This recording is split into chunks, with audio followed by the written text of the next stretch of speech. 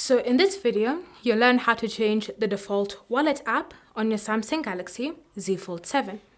So whether you prefer using the Samsung Wallet app, Google Wallet, or even another option that you'd prefer to use, and you want to set that as your default, then this is what you're going to do.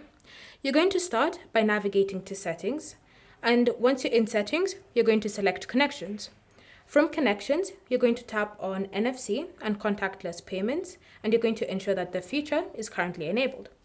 From here, you're then going to select Default Wallet App, and then you should see all the wallet apps that you have installed on your phone that are also compatible with your Z Fold 7.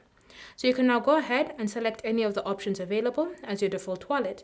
So you can just tap on it like that. And now whenever you're using a card to pay, you'll be using that specific wallet app on your Z Fold 7. Thanks for watching. If you have any questions or comments, leave them down below and we'll get back to you.